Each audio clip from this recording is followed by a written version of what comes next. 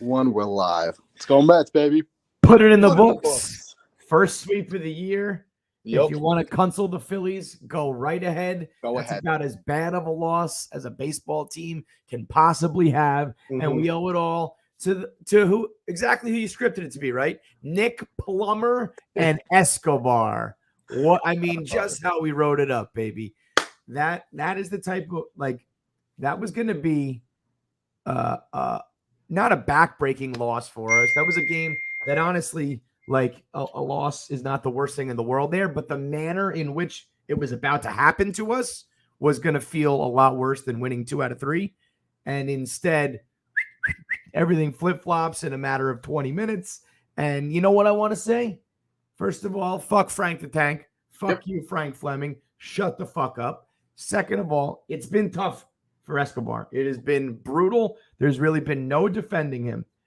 But to make that catch in the top half of the inning, over the fucking railing, snow coning that, where you don't bring your troubles out into the field, you don't let it affect your leather, and then you come up in that spot, they walk them to get to you, they challenge your manhood, they challenge your bat, and you fucking do it anyway. Like there was ever a doubt the 2022 Mets were not going to win that game? Give me a fucking break. What more proof do you need? Every single time it's the Frank the Tanks of the world come out of the woodwork that the sky is falling, and it's like, no, it's not.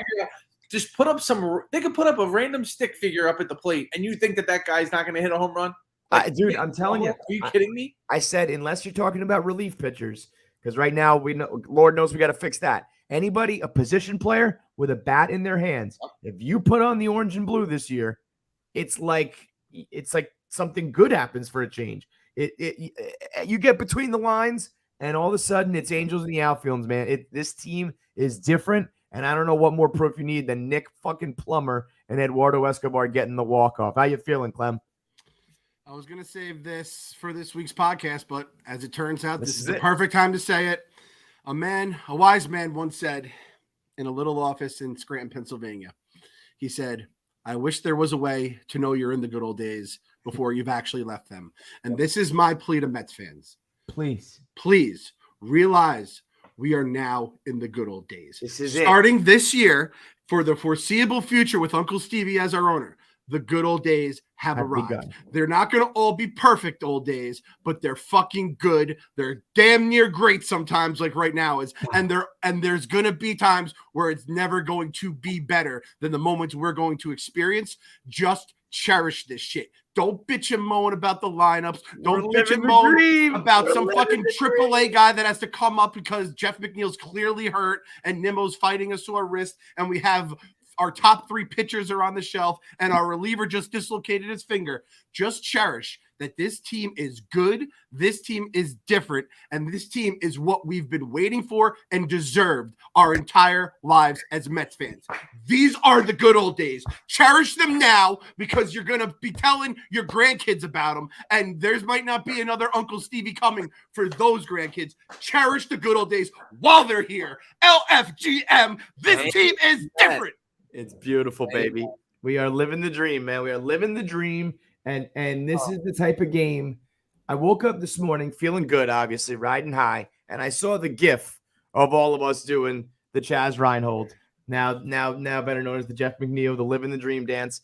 And I thought, and I tweeted it. I said, life is pretty fucking great right now. Life is really awesome.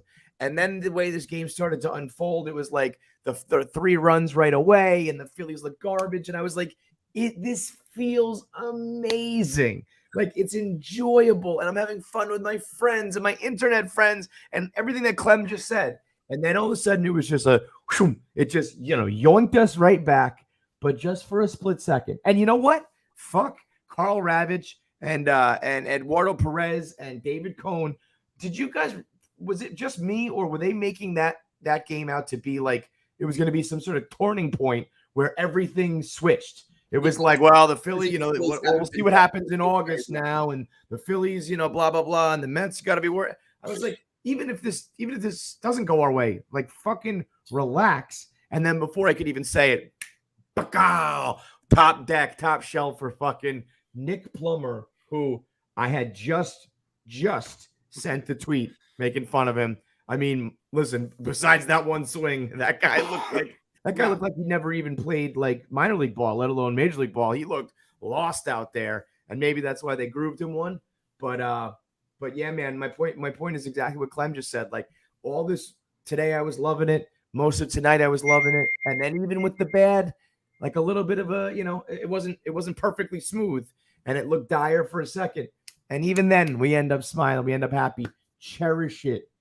You know what I said, and maybe we can still offer this. I'll ask you guys, as all founding members of Mets Fans Anonymous, if it had been Lindor, I was going to offer a one-time program where the Lindorks can fall to their knees and beg for his forgiveness, say I'm sorry, and we would allow them back in. You can come to the parade. You can have cake and punch. Obviously, he didn't get it done there, but maybe we open this up to the Lindorks and the Franks and the haters and the people who can't get past it. What more proof do you need? And if you're willing to do it right now, if you will come forward and you will man up, you have to retweet one of your own tweets. You have to show us that you were a hater. You have to say you're sorry and say you're wrong.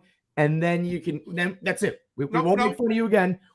That's it. Coors Light on the head. You have to bat. You have to that's your penance. You douse yourself in some Blue Mountain Coors Light. Fucking Coentology. You got to join the cult.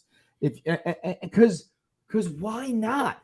Look, I mean, you know how many there's guys like Frank who are sitting at home, or there's fucking reporters for the Post who are busy writing up their fucking report, their headlines bashing the Mets, and this happened, and deep down, you know that they were like, fuck, because there are guys who actually, I said this a million times, they're the people who root against the Mets just to be right on Twitter, and if you guys will just please stop it, because you're missing an all-time fun team. They get thousands of hits. They have thousands of comebacks.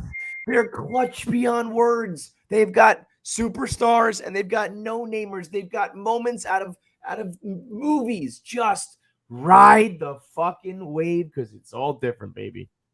The second you even started naming like all the things that happened that have been wrong with the team, and then you saying that it's Angels in the outfield, but you got like Nick Plummer coming up to the plate in a situation like that where he doesn't even know if he's righty or lefty walking up there, and he's the guy that hits the home run. It's like there is not a single person. It used to be gone are the days of us getting like an aging superstar who puts on the Mets uniform, and next thing you know, he's like a cripple, dead. like completely flipped. Yeah. Everyone that we put out there that runs out there in the orange and blue, 1,000% confidence in them. I don't care.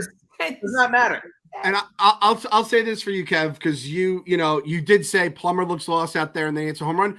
We were saying it in the group chat. Like when he was like going back on fly balls, he was completely off. Then it looked like he stepped in a divot. It looks like what they explained the Mickey Mantle play was with Joe DiMaggio. He was stepping in divots that didn't exist because he's just like, holy shit, I'm on Sunday Night Baseball. I was in fucking Syracuse like 48 hours ago. So I'm 100% fine. But now we learned. Like every single member of this team, it's just like last year's team. We'd have Mazika come out of nowhere, don't know who the fuck he is, and he'd put magic right in our fucking right in our eyeballs.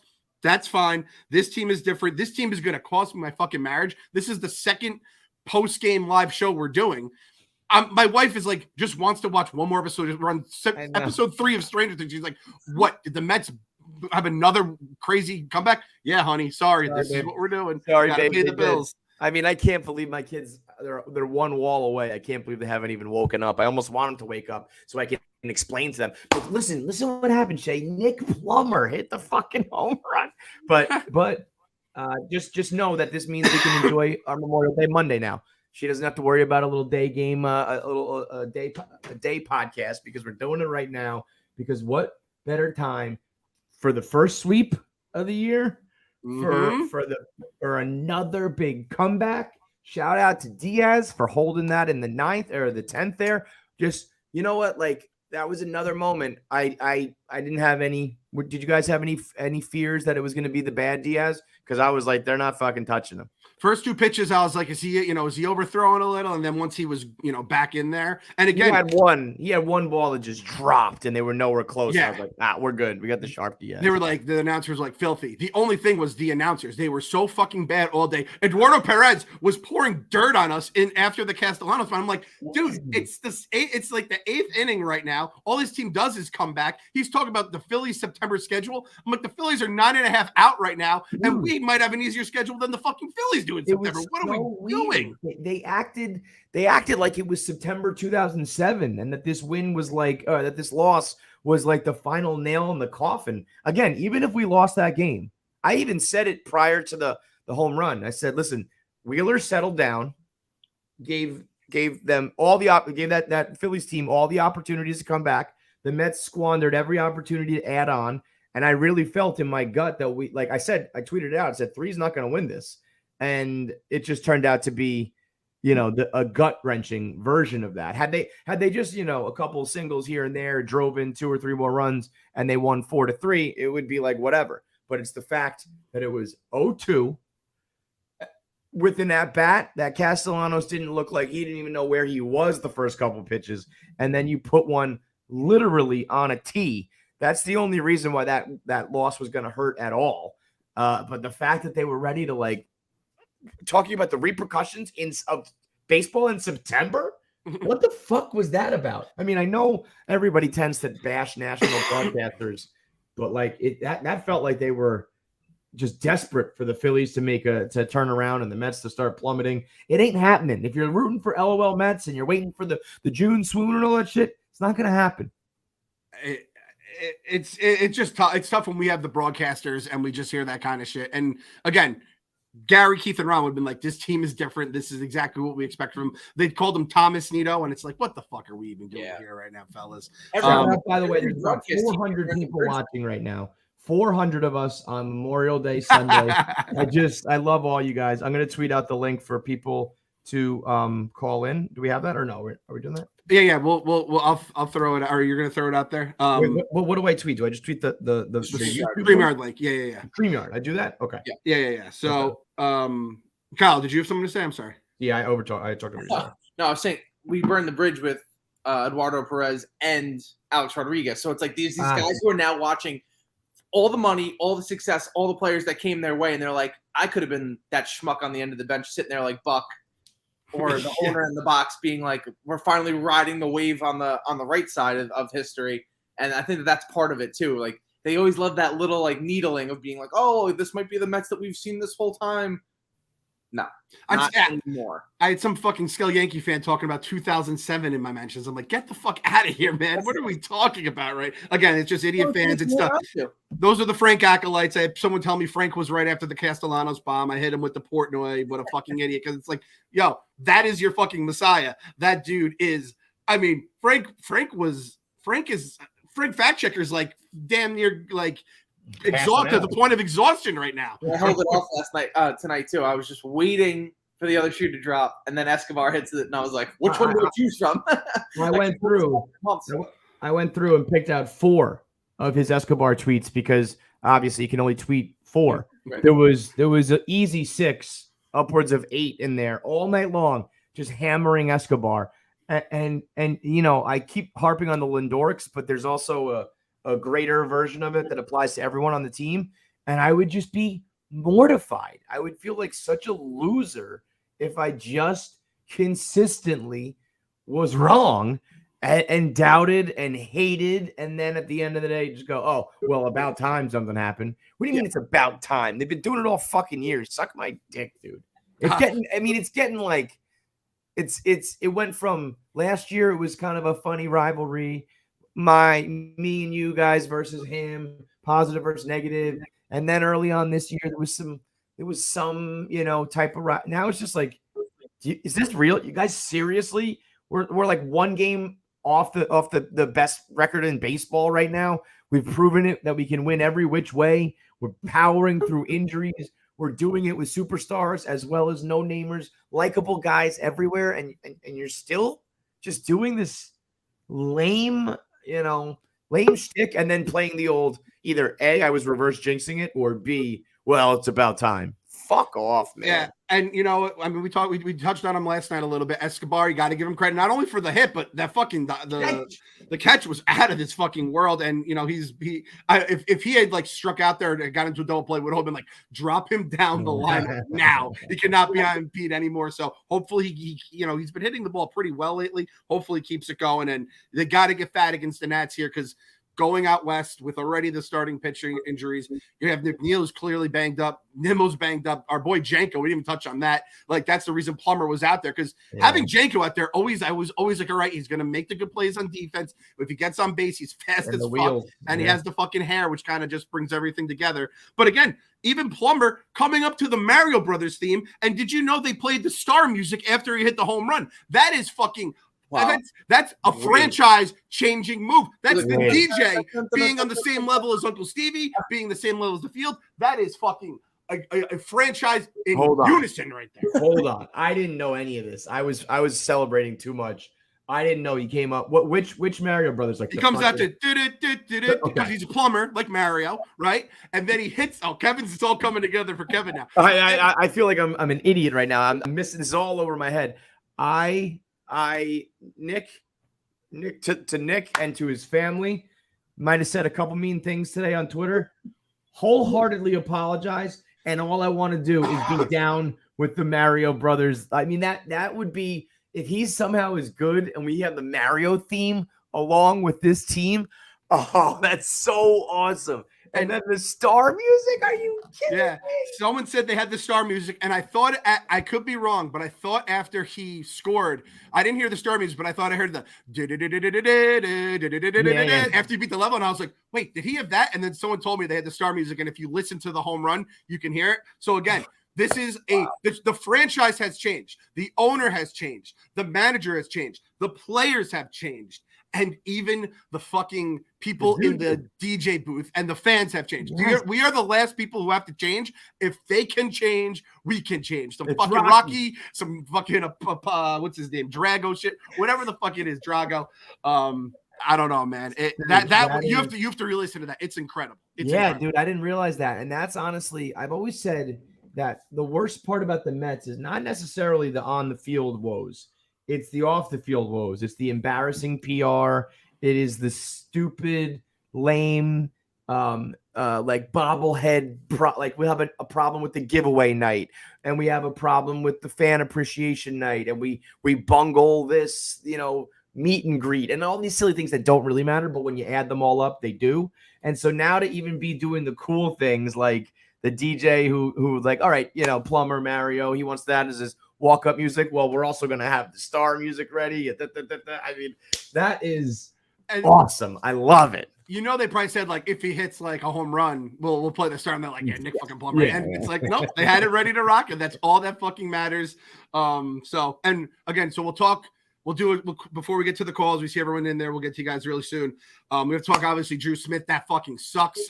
As someone who has had this exact finger dislocated on a ground ball, it just popped up on me, and my finger was just bent back. It just stayed back, and I was just like, I just walked home. I go, guys, this doesn't look good, and I just walked back home. I will tell you, I never played another inning of baseball after that, but that was basically because we were all like getting older and everyone's, chasing girls and whatever. But there is a chance Drew Smith just becomes like a smut blogger looking to like get another avenue of life other than baseball. Dude, listen though. No, I mean, DeComo said his x-rays were negative. Yeah, so no fracture. I fractured this finger. I did not fracture this pinky. I've only had two fucked up injuries in my life. Fractured this one playing football. The nail completely twisted around. This one, It stuck back. I'll tell you, he'll be all right. Like, I don't know, a couple weeks. That's my diagnosis on the matter. Oh, okay, Dr. Clem over here. Yeah, Dr. Clem said will be fine. I've got double jointed pinkies. Let me see if I can. They like. Oh yeah. See how that like snaps, and see how pointy my knuckle is. So they both kind of like pop and lock. Is it only the pinky? What? Is it only the pinky, or do the other fingers do that? Because that's a pretty good fucking little magic trick. My thumbs those aren't the magic fingers, though. You need the other fingers to be the magic. We're going down a different avenue right now. That's the KFC radio podcast right there. But the fact that those are negative, again, the booth made it sound like his finger was gone. They were like, it's bent in the wrong direction. It's dislocated. Like, I think he just jammed his finger on a bounce back. I know it's human nature. I know that like it's reflex, but man, like, especially nowadays, the way the shift is on, a ball hit up the middle is an automatic out. Like every time now, you gotta just hold back on that, because now you're looking at one of our Blue Mountain boys down. We now know. I mean, we've been hating on Ottavino for a while now. We know he's a bum. Jason Shreve, bum. and it's going to be like Holderman and J-Rod are going to be like the hopeful bridge to Diaz. So, do we give Holderman? Do we give and fucking Plummer, besides his one bomb tonight, or any indication? Like, if those are the two best guys that they're calling up, I don't know if there's much down there in the farm right now.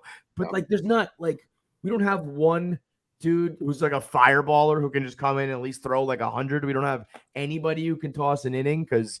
I mean, seriously, what's the bullpen going to look like while we run this gauntlet right now? Score like 8 runs. Yeah, like, that's just the only goal is just like 6 runs. 6 runs, I'll feel comfortable enough where you're bringing in like these random guys.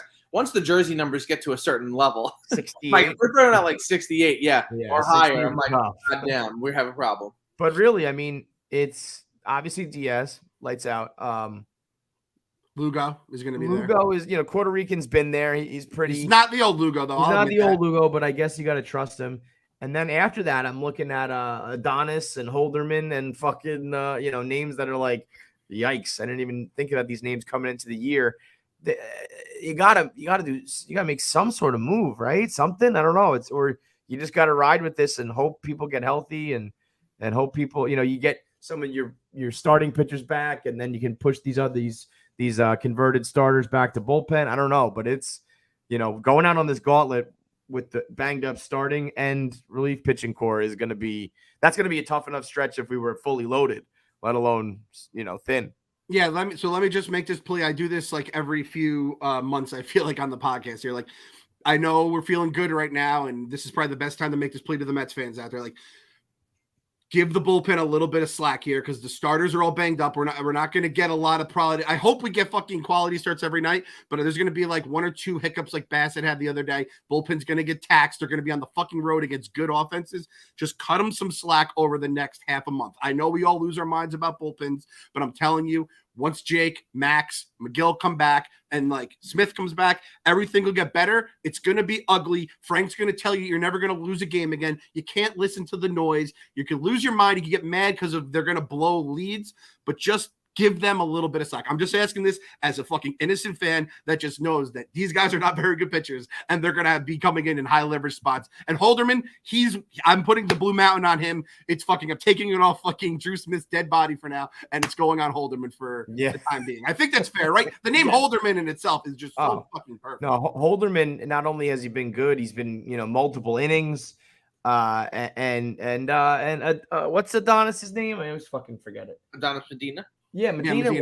Like he's had some moments where he's had like electric stuff too. So I'm like, if we can just find what you really need is like, you need like Lugo to like have a stretch where he's really good, but then you just need like an Adonis or somebody to be like, I'm just gonna have three outings of a lifetime. You know what I mean? Just give me like your best effort for like 1 week, and it makes all the difference. If you can just get through, chunks of this schedule at a time and don't worry about, the 20 games, just worry about the next 3 right in front of you.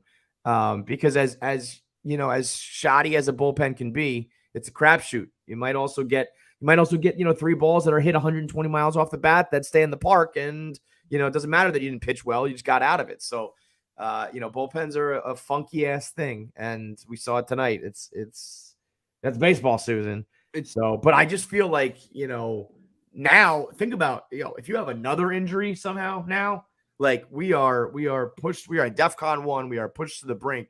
So at what point do you got to just bolster the pen and the rotation just a little bit, only because we're at, death's door here with and the fact that we're still riding high is what's crazy. The sweep couldn't have come at a better time. It's could not have come at a better time. You just need to ride the momentum more than anything else.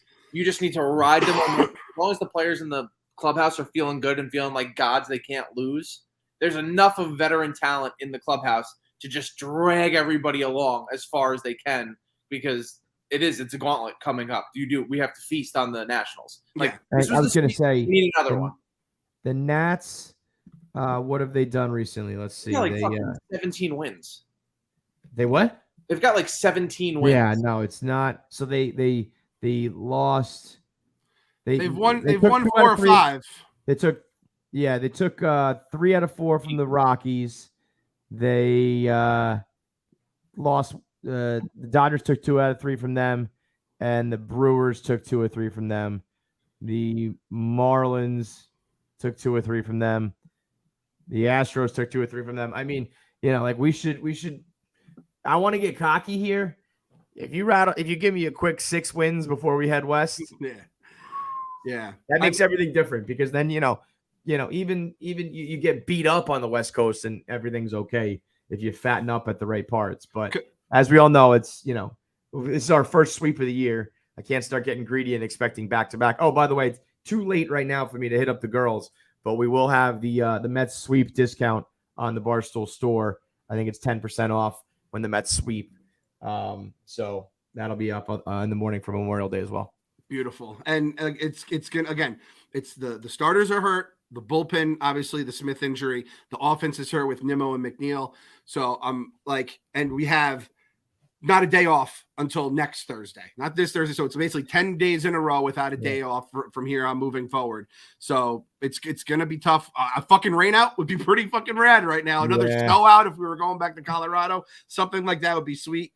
So I guess we'll just kind of see. And again, the reason we don't have any of these arms is because Brody basically traded all of them for shitty center fielders throughout the time. So I will say I will put my trust in Epler, because I feel like the Rays will occasionally trade for some guy who has an 8 ERA on the Rockies, comes in and he's a 0.64 ERA by the end of the season. They'll see if our boy fucking badass Billy Epler can make that kind of a deal with the Metis or his fucking the Oscar guy, the brain trust, the nerds up in the fucking infrastructure. If they can make that trade and get us some bullpen arms, because God knows we're gonna need it. You guys want to hop in some calls? Yeah, real quick though. Also, shout out to the Basset Hound, man. It wasn't pretty.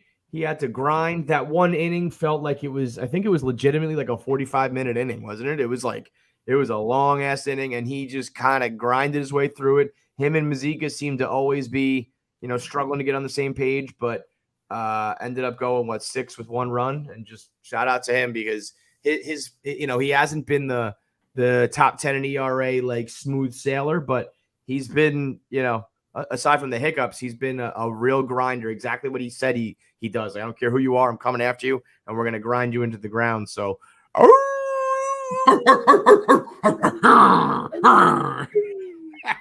go to the calls. All right. Oh, and by the way, if you're a Phillies fan and you watch that first inning, you're like, we would have won this game if we just knew how to play the littlest bit of defense. Thank God I don't have to deal with that. That was they didn't know where to go, off the bag, the throw home. Shout out to Guillorme, who's now Ted Williams. I mean, it's ugly for the Phillies out there. So leading off here, our Guillorme for the night, we got Aaron. How we doing, Aaron, man? What's good, my boys? How are you after that? The New York Metropolitans are fucking good, my friend. Yes, sir. We are back. Couple of things I want to hit. I mean, first of all, it just feels like the magic is not gonna fucking run out anytime soon. That Phillies defense in that first inning, really, just like you said, couldn't have said it better. It's one fucking play could have changed the game. Yeah, my ass. And KFC, to hit on your point, I mean, as much as I wanted that Lindor moment, I think Esky needed that real bad. Yeah, great point. I think it opened the door for him. I think it was a real important hit for him. I'll take it all day, any day. And the second thing I wanted to point out, I mean, I'm going to take as much credit as I could. Earlier this year, I actually got married. You deserve it, dude. I got married this year. Earlier this year, proposed at Citi Field, and before, I mean, it did cost me, I think, Nick Plummer's game check today, but that's a whole different story. I do want to say, before even saying congratulations, before hugging my wife, before kissing my wife, before doing anything to that, I said this is going to be the first of 2 rings at Citi Field this year. So I know it's a bold prediction. But listen, I'm going to take credit where credit is due whenever I can, but let's fucking go nuts. I honestly, like it, man. That would be great. Slick, dude. That would be a very slick moment if we're doing rings at Citi and you have one of your own. That would be awesome. There we go. I mean, we got a lot to give credit to. We've got Kyle on the treadmill. We've got the hat. We've got no Wednesdays. Yeah, we've got a lot of different things that we got Clem baptizing people. There's a lot of reasons that things might be different this year, but at the top of the list is certainly a Citi Field wedding, no doubt. Yes, sir. I mean, not only that, I think we got to give it to the Lindors too. Give credit where credit is due. Dude, they're inspiring us all. Yeah. Sure. you're right. Like if this somehow does mean that Escobar, if this is one to grow on, and he I don't even want to say like takes off, but if he can just get like back to basics, yeah, I mean, I think it will be. It's almost like what I said about when we talked about the combined no hitter, like Lindor getting that walk off would have been sexy and fun. The same 100%. Way if we had a one man no hitter, it would be like all the rage. But what's better for the team and what's better for the guys who need it was the combined no hitter and Escobar getting that hit. I'll take him anyway. I mean, a lot of people said like he's breaking out in San Francisco after getting a couple hits off a position player. I think it was off Luis Gonzalez out there in San Fran. But I think this was a real big hit for him, just mentally. Any other day, that's bro. Yep. And the catch is like the catch is a sign. Snow cone. He snow coned over the railing, and like beautiful. That's a true ball player. Right he's there. Got a lot of Guillorme in him. He's just not fucking batting 360, but he's a guy who just is a professional, whether he's playing good or not. He's not gonna moan. He's not gonna get in a fight with the fans. He's not gonna cry about it. He's just gonna play ball. I think it was the one good thing the ESPN broadcast said all night, that he fits in. He's a Buck Showalter kind of guy. He fits into the culture of the team. I mean, the ESPN broadcast is absolutely horrendous, especially when you're used to Gary, Keith, and Ron. But that was one point that I think they did hit on the head. That was. He was so quick to forget. He was like Eddie Doubles the entire start of the season. Right. Opening day. That's screaming off the wall.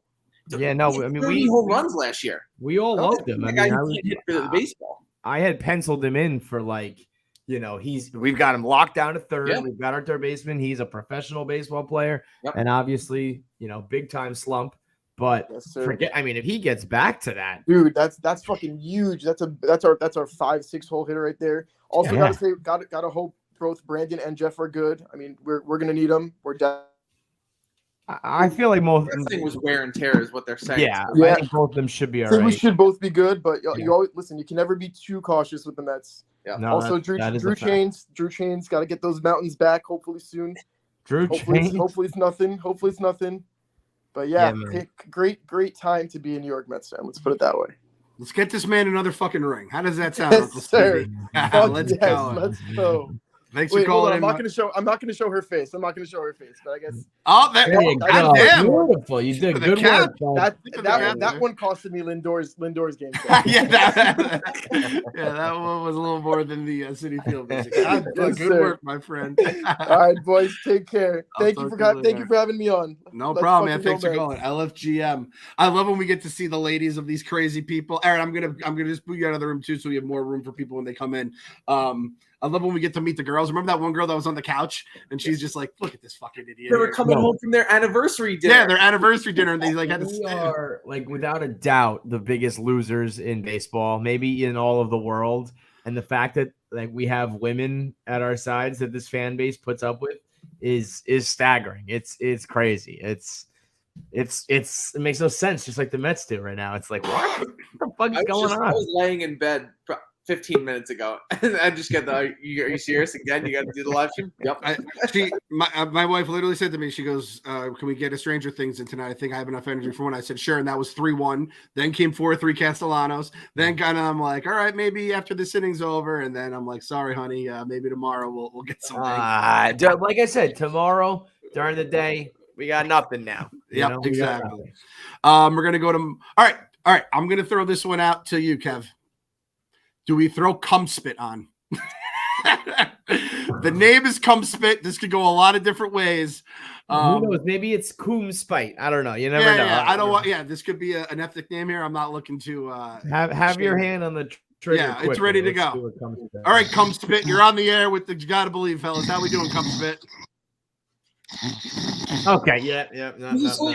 Oh, cum spit fell asleep. Cum spit fell asleep. That is. Or was he? Okay, I didn't know whether he's sleeping or whether he's... All right. For the people who are listening on the podcast, just prepare your ears. We're going to listen to Cum Spit snore for a little longer.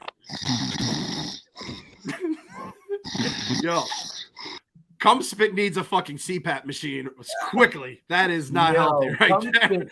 Give me Cum Spit one more time. We might have to call the police because he might end up swallowing his tongue. One more on Cum Spit here. I mean... Cumspit he's got sleep apnea in the baddest way. Who's up next? Oh Jesus! All right, let me kick him from. I'm going to keep him on just in case I want to go back there later on. We're going to go, Michael. Michael, how we doing? Hey, fellas, what's going on, man? What's up, dude? I'm watching the best team in fucking baseball. That's what's going on, baby.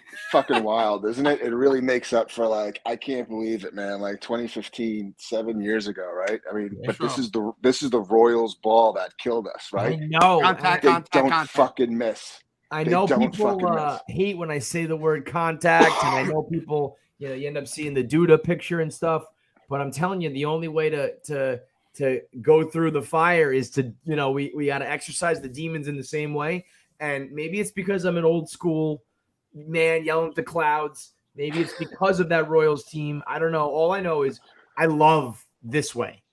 Yeah. I don't want to have, guys who all, it would be amazing if everyone hit 30 home runs. But if you ask me if the team is either feast or famine, or guys like this with prolonged rallies, and you never know who the hero is going to be, and you're never out of it, and you always move runners over, we know it all. I'll take this every fucking time. It's so enjoyable to watch because it's not just strikeouts and home runs. It's putting in play and moving runners over and hitting runs and all that shit that people always cry that old baseball is dead.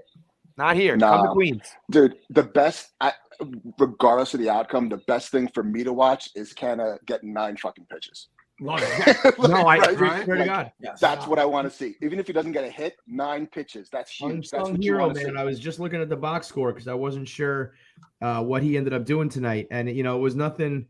It was nothing major. I think he went over. Yeah. But he got an RBI, and he's just. When I saw Escobar, Canna, Smith coming up or whatever it was, I was like, oh boy, this is not good. But then I see Canna in the middle, have a little bit of hope. He's one of those professionals in there as well. Right. That, those guys, I love watching them, man. The one thing I'm worried about, man, is Dom Smith. I mean, I love the guy, but he's got a hole in his bat, in his swing, the size of my waistline. I just don't know what we're going to do with this dude. Yeah. I've got no words left. I was about to say, this would be a great time for your first home run of the year. And then he actually put a good bat on the ball, but it was right into this shift. And it was just oh boy. But you know what? It sucks. And we all love him because he's homegrown and shit. But if that's our only, big concern, I'll fucking take it, man. Got to find a way to get Guillermo in until just ride Guillermo as long as we can, because he's another pro ball player. You know what I mean? Guy comes up, makes contact. 355. Unreal. It's crazy. Unreal. It really is nuts.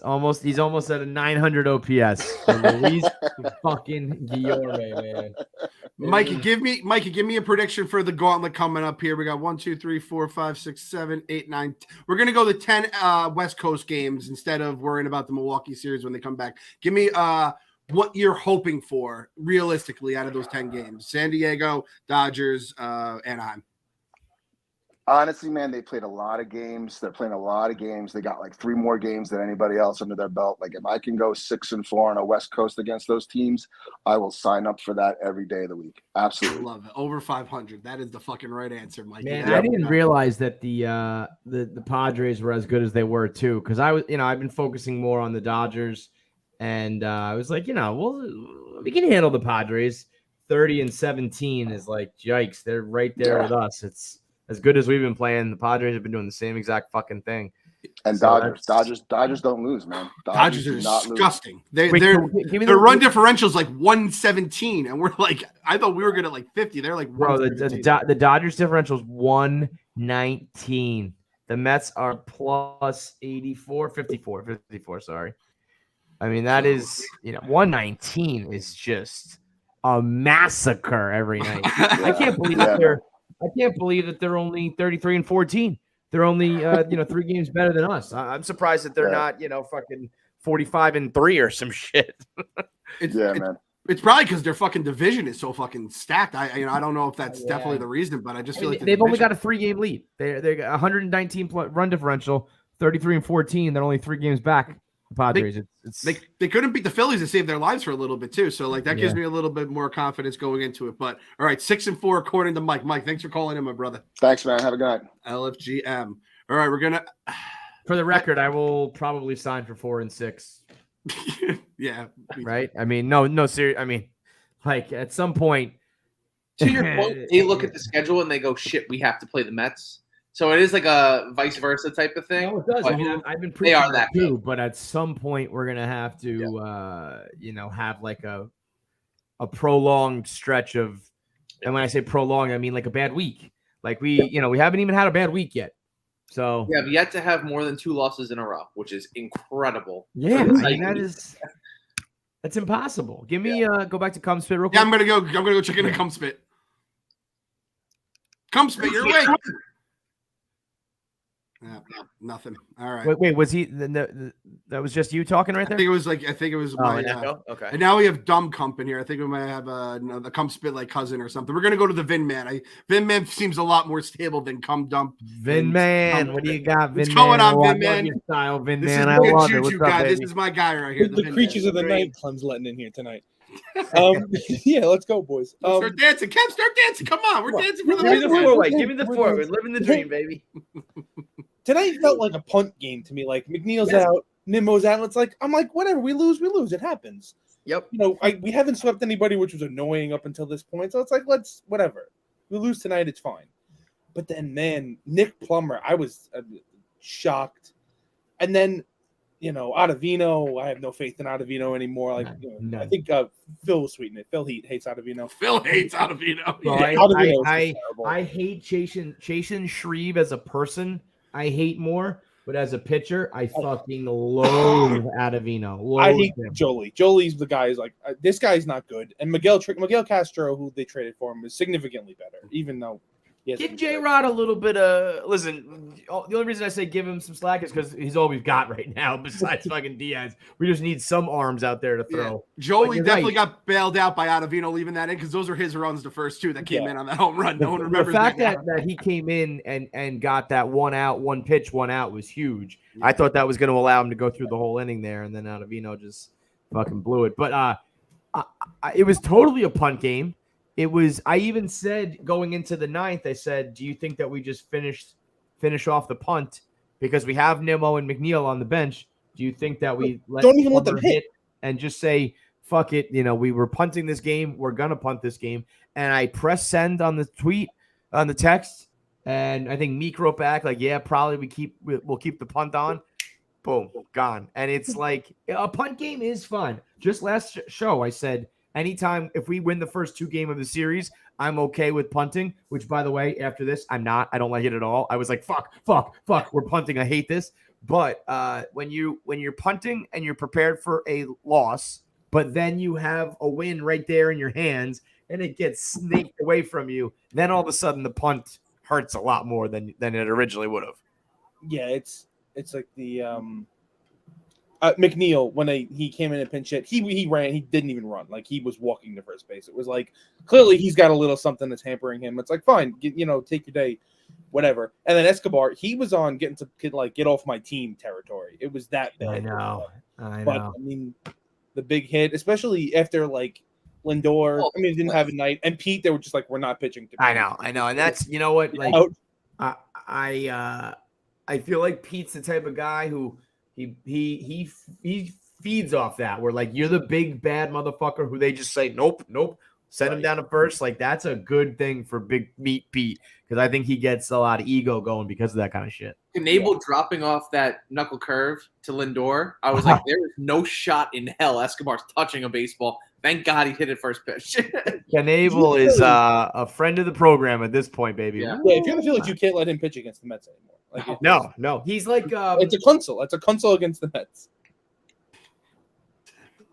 It's exactly like Doolittle from a couple years ago, where it was like you just can't ever put him in against the Mets. We're gonna fucking crush you every single time. Now it's like we've broken your spirit. I opened it up to Phillies fans, and I don't even mean this in a patronizing way. If you want to come in and vent and consult to us, we've been here. We know exactly the kind of team you're going through. I won't even make fun of you for it because it's a dark, dark place to be when you spend that much money And everybody was like, that clip of John Kruk where he's like, yeah, everyone's worried about who's going to catch the ball. I'll tell you who's going to catch the ball. The fans, after Schwarber and Castellanos hit home runs. Yeah, well, that's true. But also who's going to catch the ball? Because nobody fucking can. Yeah, and like there were a clip came from their like post game or pregame, whatever, from Friday night that when they were the guy was complaining about them pushing back Zach Eflin. Like he was talking about he was Kershaw in his prime, and I was like, no, he came up 7 runs too. So like, you got nothing left, guys. I'm sorry. I do like watching some of the Phillies broadcasters and announcers. Like they were having their little meltdowns the other day about whatever, and I like watching because the Phillies fans are diehard fans. Their broadcasters are homers, and when they get upset, it's extra. It's like we know how much it kills them when the Mets do it to them. Before I go, so you guys talked about the West Coast. Are you predicting the slip is coming this week? I mean, 4 against the Dodgers is tough. Yeah, I think ordinarily I would say that remember I was saying just last episode I said the Marlins is what I'm afraid of, right? Because that's where we end up slipping, right? But now I'm like I learned my lesson with Nick Plummer. I'm gonna shut the fuck up and ride the wave, and I'm not predicting any more doom and gloom because we haven't lost back-to-back games yet. I mean, like there's no reason to worry about doom and gloom. So, I mean, I think I would sign for 4 and 6 with these West Coast guys. I was thinking the same. But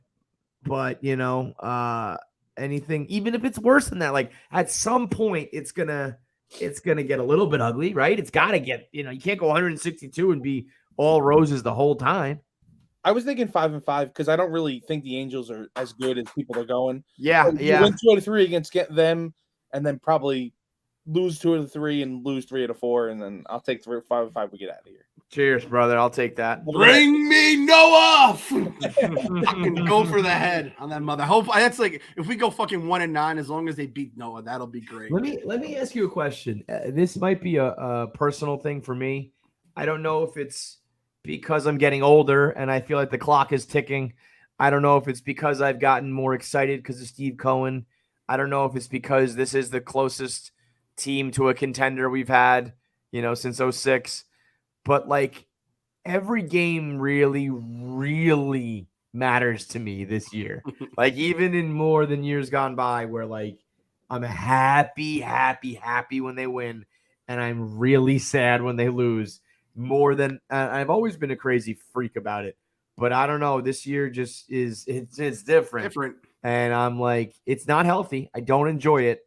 And when we're losing, there are times where I'm like, I'm seriously just going to put on Netflix. Like sometimes I'll put something else on and I just keep my eye on my phone because actually watching it unfold hurts my soul.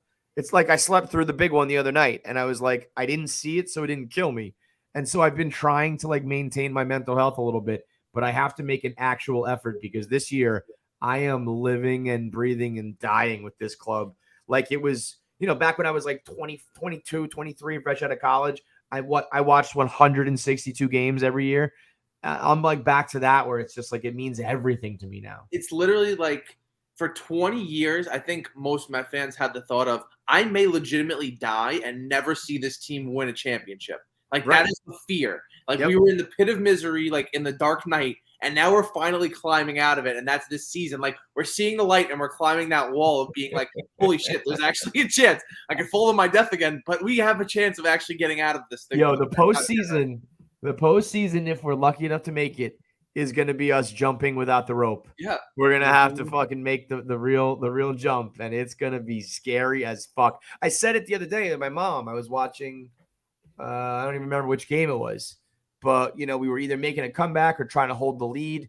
And I was like, oh my God, I was pulling a Frank. I'm ready to chew on clothing and shit. And I said, if we make the postseason, I'm going to fucking die. Look at me right now. It was May 20.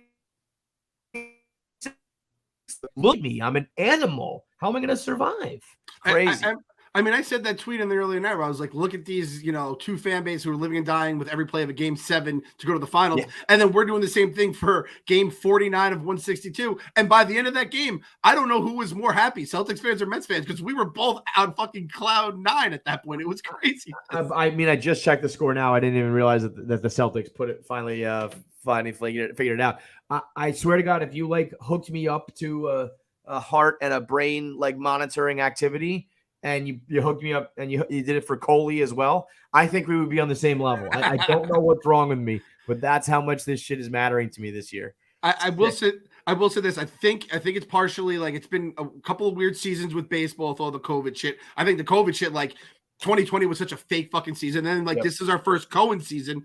And I do kind of remember 2006. I felt like this in the beginning of 2006. I'm like, this team feels different and it feels good. And I will say, if they're this good and they're cruising by August, my body was able to chill out. It was like, all right, dude, let's fucking get the rotation in order. Let everyone be healthy. Yeah. And I think our bodies will, you just can't live like this fucking through 160. No, I can't. Yeah. I don't know why. Maybe it's just because there's so many games left, but 9.5 game lead. Yeah. I mean, maybe it is you finally, it's one thing to say you believe. It's another thing to truly believe.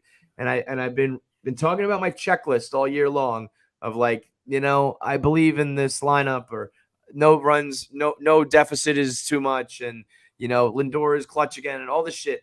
And, if you have a sizable lead, like you said in August, you have to eventually relax, right? I'm thinking back to when we clinched in Cincinnati in 2015, early in September, and it was just we're good, we're fine, we're set. And God, I want that feeling again so bad. Yeah, it was. I still remember that feeling too. And the only thing was when Yo got hit in the hand. That was the only. Yeah. We're fuck, it's over now. We're gonna that.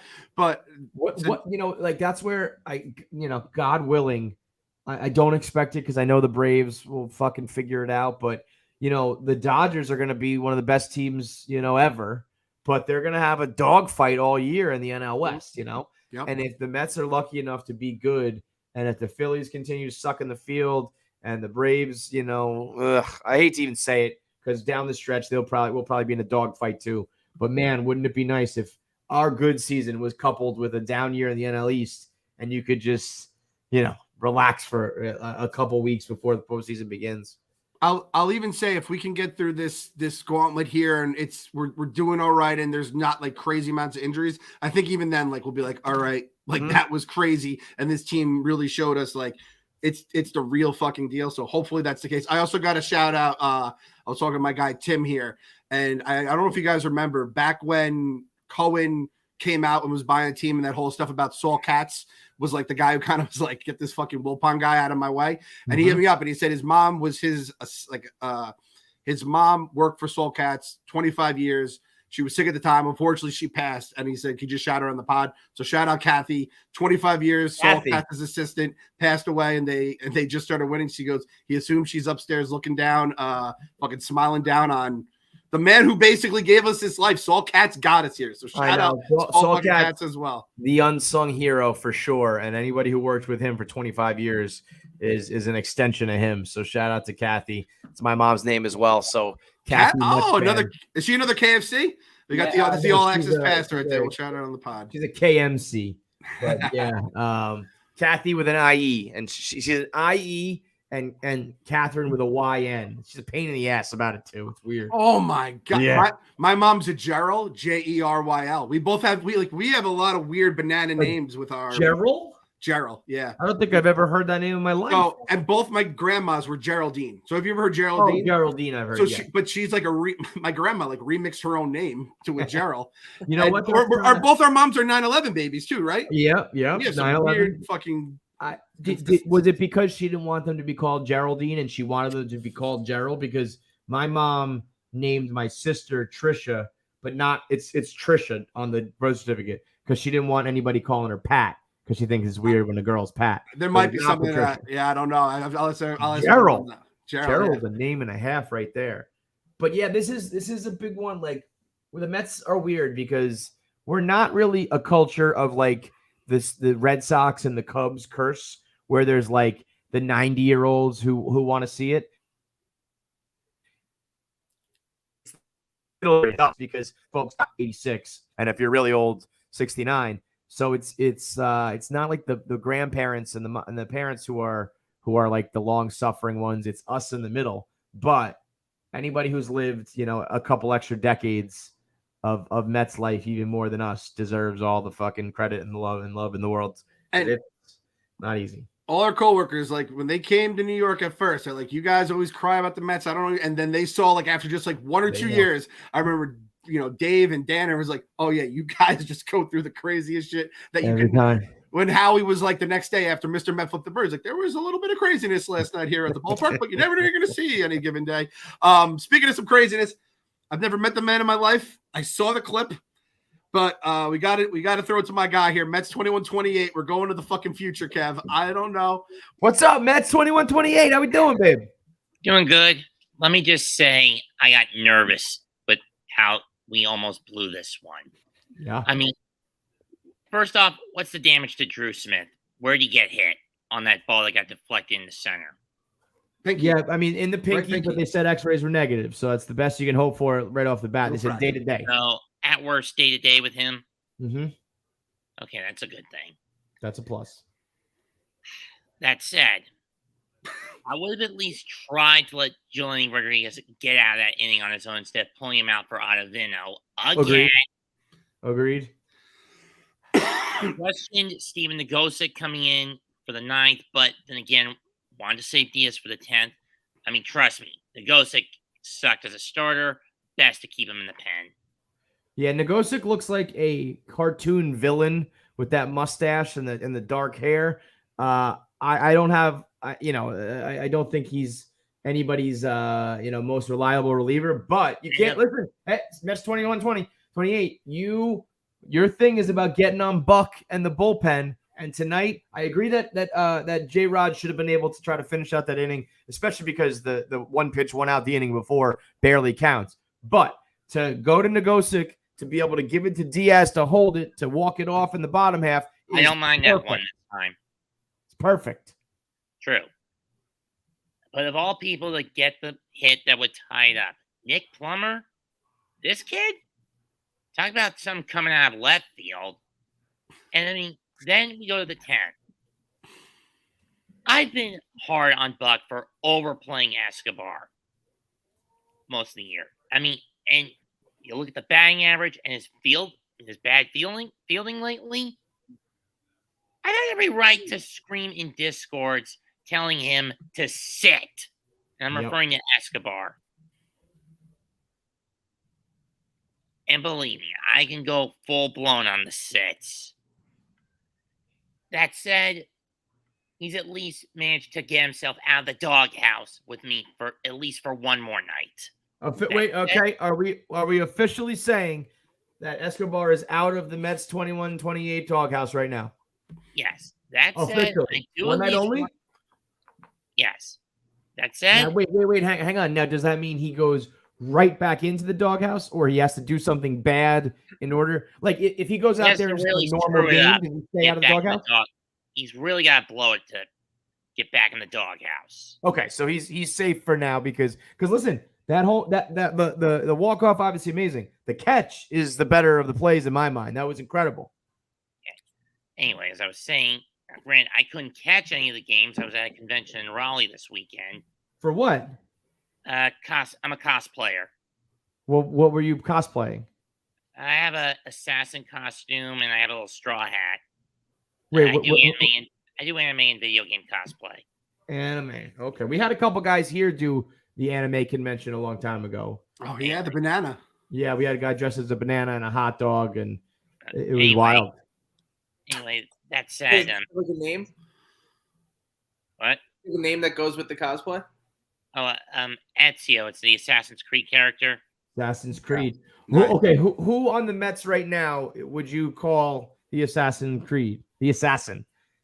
I would have to say it's Guillorme. I mean, this is a guy I've always pegged predominantly as a man known for his glove, not his bat. Yep. I mean, he's batting .355 right now, dude. And almost all of it's on contact, not power. That's what everybody's doing. It's straight contact from everybody. Anyway, Anyway, as for how we're gonna deal with our West Coast murderers row, I say at worst we only get one win in each series. At best, I say we take two each from San Francisco and Atlanta, and as usual, we only get one out in LA. I mean, Anaheim, I should say. San Diego, Yeah. and we each take two. We take two from them, and only get one in LA.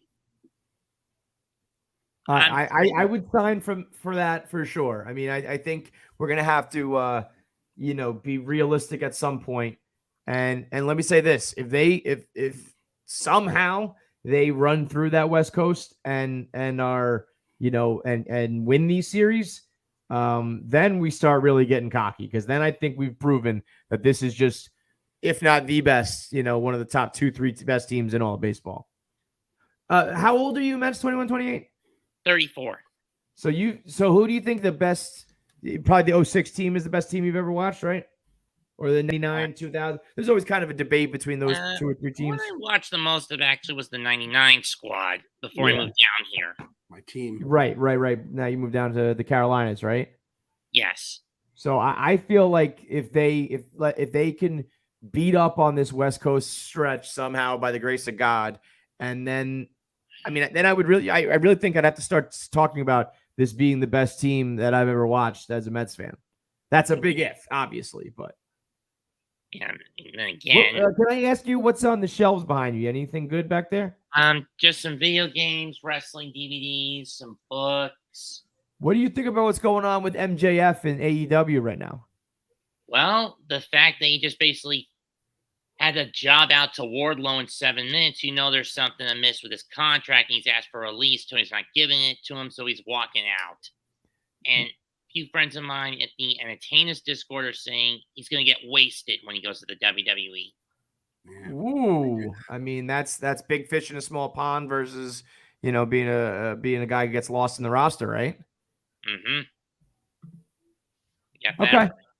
All right. I'm mostly on the indie circuit. Can I request that next time you call us, if we're lucky enough for you to call in, can we get you in costume? Okay, just warn you, it's not a very comfortable costume, but I'll try. Well, that's a problem for you now, isn't it? Somewhat. This should be a cosplay podcast. Like I have a bunch of shit in there I could just wear. This is the only thing I have right now. All my other stuff's with the kids right now. Yeah, we should all just Fireman Ed. I'm gonna be like, this is Edwin Diaz. He's the fireman. There's fires going everywhere. He comes in, fucking takes care of business. I'm the New York Jets mascot. That Fireman Ed. How about this before we let you go, Mets 21-28? Can you give us? We'll all do it together. Living the dream. Jeff McNeil. Let's go, baby.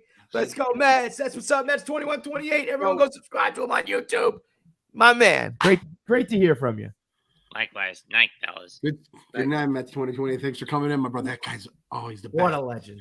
That's the WFAN type of caller that you want to come on to the show late at night. Oh yeah. Let's get AJ on here. That's my little guy's name. How we doing, AJ? Yo, what's up, big man? Hey, what's going on, guys? How you doing? I'm good, bro. You got that Luis Guillorme type beard, bro. Yeah, you know. Yeah. So I'm actually, what a great series. I gotta say, and even if they lost this game, I would have been okay with it because at least we got the series. Yep. Yeah, man. What can you say? Yeah, it would have hurt though. If we lost that, that would be the worst way to win 2 out of 3 imaginable. Like that, yeah. It's bad when you win 2 out of 3, but your Monday morning is somehow tough because of the way it went down, and that's Definitely. Why the Phillies fans right now must just be fucking. H. Foley from Are You Garbage just texted me, ugh. And I was like, yeah, man, this is as bad as it gets right now, bad as it gets. Yeah. And then thank God, Schwarber and Harper have been quiet this series too. Because you know how much, they kill us, so. Dude, tonight, particularly with Schwarber, every time he was up, I said, walk him. I don't care, walk him. And they basically, I think he went over, right? Or he's batting 181 right now. 181. Yeah, well, that's what's so weird about him. I've never in my life below 100, but Right. Here we are. But yeah, they handled him masterfully tonight. I'm calling it right now too. Camargo is a future Mets killer. If there's even Mets killers anymore under Steve Cohen, that guy just reeks as a guy who's gonna piss me the fuck off. I don't know if he's a killer. He's gonna piss me the fuck off though. Yeah, he had a little that was gonna be his game, right? Like they had a little montage of him prior to the Nick Plummer. This is officially the Nick Plummer game, right? Oh yeah. And I was gonna make a joke to my friend that the Nick Plummer kind of looks like a Wish version of The Weeknd, kind of. Yes, he does. He does. I was very surprised. I don't know why I expected him to just be like a normal white guy, and then when I saw with the headband and the hair, he does look like The Weeknd. Totally threw me for a loop. Yeah, and then when he kind of botched that play in left field, it's like, oh, here we go again. But that home run, kind of redemption home run, So what was worse to me, the sliding, the overslide. Yeah, exactly. But the ball that Bryce hit, where he was like sprinting to the wall, and I was like, oh, that's gone. And then he had to like reverse and come all the way back in front of the warning track. I was like, oh, that wasn't even close, Nick. What are we doing? But hey, all of that goes away. All that gets erased with the home run like that. He has got to be riding so high right now. That locker room has got to be giving him the business. Everyone's busting his balls, having a time. There, that's a night where you don't want to beat up on the rookie because he had a bad night in the field, so they probably wouldn't have said anything. But since he hit that home run, they're probably all making fun of his glove tonight because it doesn't fucking matter anymore. Oh, and he got the ball back too. The fan gave him the ball back after the home run. Nice. Oh yeah, that's awesome. That's a great move. That was a no doubter to that. The sound of it, beautiful. Oh. And then you got to feel good for Escobar too, for coming in at the end, with making the great play, and the catch over the railing, and then the game-winning hit. He deserves it, man. That's guy deserves it. Big props to him. So yeah, definitely. Beautiful, man. We appreciate you calling in. LFGM. Thank you. Should we check in on Cumspit? Got to keep checking on Cumspit. See how he's doing. Cumspit, how we doing, baby? Can I get a proof of life, maybe? Fuck, I'm nervous now. I want to, if my kids weren't asleep, I would scream as loud as I could just to maybe wake them up. Cumspit, are you okay? Cumspit.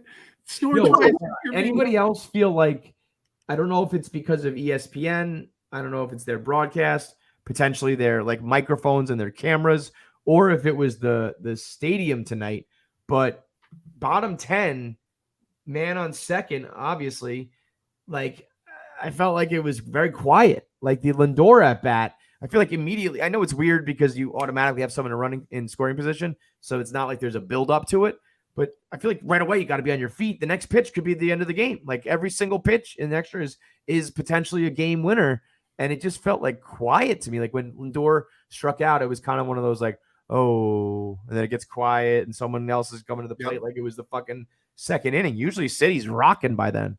I was seeing some videos afterwards, and the place was like a zoo. Everybody was obviously staying there for the extra innings and everything like that. So it seemed crazy, but to your point, I feel like the national broadcast, they have like noise dampeners or like whatever it is that the broadcasters, nobody wants to hear them speak anyway, but so that they have a clear like cut. I wonder if it is like a crowd mic versus, because you could hear the umpire loud and clear. Everything was ball. Right. Strike. Like you could hear it, which by the way, I want to go look at that umpire score Twitter account, because that dude was all over the fucking place tonight. Like no rhyme or reason for both teams. But yeah, I maybe it was just the way the broadcast came across. I hope that it was more electric than that at City, because like that, compared to that Seattle game, I could hear it through the TV that it sounded like the building was about to fall down. Mm-hmm. So I hope it was live, because that one, if the crowd wasn't alive on that one, I think they were doing the wave. I saw Pete and Jeff do the wave tonight. I was like, guys, come on. We can't become the wave team. We can't do it. Yeah, that was tough. I did not enjoy that. I didn't even know what was going on. And then I saw our boy Darren on the 7 line. Oh, look, we got Sammy Boy saying Howie was all over the ump tonight. Good. You can always count on Howie. Howie is like the people's champ, like exactly what the fans are thinking. He's always saying. All right, so we're gonna go. Andrew, I'm in Europe. I don't know what we're doing here, Andrew, but how's Europe, Andrew? Andrew sleeping too? Andrew Cumspit. Andrew, it's got to be like 5 in the morning, right? 6 in the morning. I think Andrew passed out. All right, Andrew. We're gonna go to Vinny LFGM. How we doing, Vincenzo? How we doing? Oh, Vincenzo. How you doing? Vinny Bag of Donuts. You get the pin. There we go. What's up, pal? How we doing? You guys seeing the Jankowski jersey here? Oh, Love it. Great juju. Let's dance with Andrew. Let's do dance with Give it to us. Living the dream, baby. Living the dream. Let's go. Dude, that's got to be one of one. I don't think anybody. I mean, I know a couple. I don't know if anyone actually bought it. Said they were going to go buy it, but I Wait, think you muted. muted. Did it. Go to the game last night. You guys Wait, here? hang on. Let's talk about this hat. What is that hat, brother? Is that Mr. Met? Very cool. This is fucking. And are there stitching? Are there baseball stitches on the brim? Wow, that is something, bro. Right now, you are the drip god right here. Is nobody hearing me? No, we got you now. Okay, you got me? Yeah. So I'm at last night. I wear the Jankowski jersey there. Win the game last night, sitting next to two Phillies fans. Then we go tonight. I'm at my buddy's house watching the game. Go to leave after they lose or are losing 4-3. Come home, check my phone, see it's 4-4. Turn the game on in the other room and see them walk it off. And I'm going crazy. It's like this what team. a fucking couple days for you, babe. That's doing it in front of the Phillies fans is always great too. Yeah, I mean, he actually ended up being a pretty good guy. He was chirping Harper in the first inning, talking MVP chants and everything. And I'm like, you got to play the field to win an MVP. You know what is funny? Like, I actually get it. If you would have told me prior to the season, without me having this crystal ball to know that we have the most balanced team in baseball, if you told me, you know, would you rather have a team that has 6 guys that can all hit 35 home runs, but the field is going to be garbage? I would have been like, fuck it. Yeah. Like, I don't care. It's modern baseball. Let's go score runs. But, you know, when the entire other half of the game is not just like, oh, you guys struggle. It's like, what were they saying today? Their best defender is score 45, which is, you know, below the 50% average mark, whatever it was. That means like your absolute best defender is below average. That's a problem. Like, I don't know why, like, we wrote that off entirely. Like, whatever, they can mash, so they'll be good. No, man, there's an entire other half of the game, and you stink at it. The broadcast showed it in the first inning. They go on the national Fox broadcast, ESPN, whatever it is, they go Phillies like minus 20 in like runs against average or whatever, like worse than MLB. Yep. And then let's do. They score 3 in the first inning on 0 hits, just bad plays by the Phillies. Just they put up the stat like the Mets have 3 RBIs this inning on 0 hits. Yeah, man, and you know we're gushing, we are waxing poetic about the run differential. Let's look at Phillies here. Yeah, the Phillies are +4. You know, barely in the positive number. It's like, and that's not because they're not scoring. It's because they're fucking giving away runs, right? So, you know, watching them play as bad, and even plays that they made, that foul ball between first and catcher, and they're colliding into each other, and that outfield ball where they're like, you know, everything is a mess out there for them. We're just going to collide, and nobody was going to catch them. Yeah, that ball that dropped in like the first or second inning that dropped in, 3 guys in right field. By the way, I picked Lindor as part of our parlay plus to win, and I was going back and forth between Pete and Lindor to couple it with the win. I ended up going with Lindor. Should have gone with Pete. We'll be better next time for the sports book, but yeah, man. I mean, they are just on Friday night that ended up hitting based on Nimmo getting that double off the wall. Yeah. Yo, how about they I think initially they scored the Plummer ball a double. Did they end up changing that to an error? Because that's bullshit. That was crazy to give a guy a double on that. Where I was like watching the game on and off at a buddy's house and was able to only watch the 10th inning when I got home. So I didn't see anything with sound until I got home. What did you think? I mean, so you didn't even understand the type of game that Plummer was having. For him to have hit that home run is fucking absolutely unbelievable. That he slid for and was like sliding underneath the ball as it went over his glove. I saw that, but I didn't hear any of the broadcast. And all I'm doing, I'm like, why are you sliding for that ball? It's right at you. Just like, yeah, that was weird. That he was all over the map, but yeah, man, it's your buddies were at the friend's house you were at. Are they Mets fans too? No, they're Yankees fans. Oh, fuck them. It's tough when you're on, like, it's a road game for a Mets fan when you're in someone else's house and the broadcast isn't on, the volume's not up. he's a backyard bar. He's got a backyard bar, and we were watching the game. And as soon as Castellanos hits the home run to 4-3, he turns it off to go to the NBA game.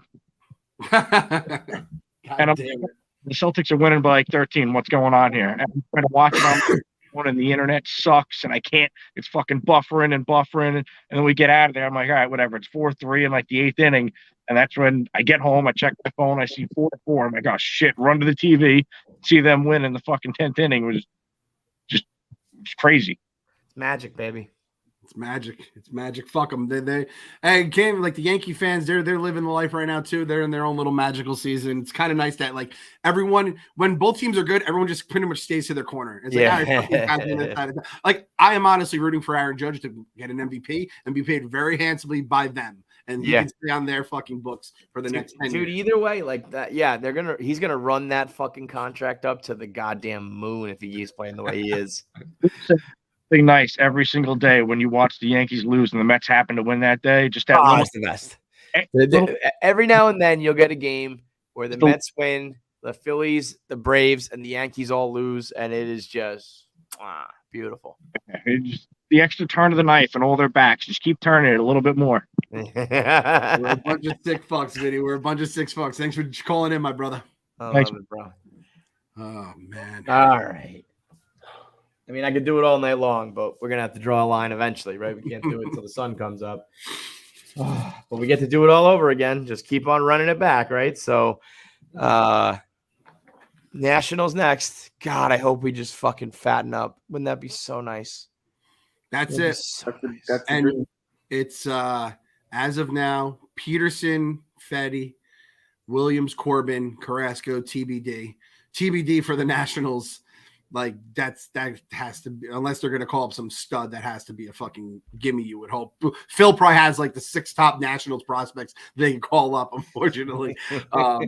But yeah, you got to win at least 2 or 3. Peterson, I just picked him up in fantasy too. I mean, Peterson's pretty fucking good this season for a guy that we just keep throwing back down to the minors. Honestly, I mean? Like unsung hero type shit, the way he's just been plugged in whenever we need him. So tomorrow night game. And then day games for Wednesday is the Nationals is a day game. And then that's the getaway day. And then you walking, Kyle? I mean, I could do it on Tuesday night, so I'm thinking that might be just to keep the people off my back. I'll let you guys decide. Well, here's the thing too. It's also June 1st. So if you do believe in like the June swoon, June Maloik on the Mets, but I don't, and I think you can walk on Wednesday afternoon, and it'll be a fucking walk in the park to beat the Nationals. That's what I fucking think. I love the confidence. I'll take that. And then after that, I don't know what we're gonna do, boys, because the 10-10 starts are just silly. They're asinine. They're nuts. It's like, come on. We can't be up till fucking 2 a.m. We can't be. It's one of those things too. I always convince myself, I'm just going to lay down and continue watching this game. And I wake up and I've just jumped 2 full innings. And I'm like, God damn it. No. Yeah. I get too juiced up or too upset or whatever it may be. It's like, God damn it. And just so everyone knows, June 10th, which is like at the tail end of this fucking trip, it's the Angels at 9:38 at night on Apple TV. Throw a fucking Mr. Yuck sticker on that. That's fucking poison, that game. There's nothing redeeming about that. You know what that is? That actually is going to be the best night game, and I might do this for the other games. Just throw Howie on. Just throw Howie on the radio and just listen to that. Close your eyes. You don't need your eyes to listen to the radio. You go in and out. Howie's actually, I don't know if is Howie even making the trip out west? Good question. I don't know if he's been traveling. Yeah, it might just be Wayne and whoever else. Just load up Howie with a fucking bunch of Bigelow tea and fucking throw it in the fucking in his mug, and he'll be fine out there on the West Coast. But yeah, I'm gonna need Howie to hopefully travel out west. If he does, that would be great. If not, whatever, we can listen to Wayne. But I think we should all agree, like, by the way, let's look at this. Sammy boy here, a negative 53 run differential for the Nats. If this team is as good as we think they are and think they should be, we should fucking whoop them. And I don't even, I'm not even worried about the injuries or the bullpen. We should just mash these motherfuckers into the ground. So I rarely say let's get greedy. I never do it with the Mets. There's never a time to even like even if you can manage these next couple of games, like let's get these fucking wins now. Let's I don't want to like tax anybody so that we're going out west really fucked. But also, if we can get those dubs now, it's time to do it. Gotta believe. Gotta believe.